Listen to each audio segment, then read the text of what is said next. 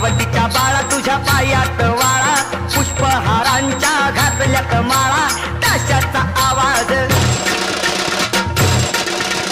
ताशाचा आवाज तारारा झाला र गणपती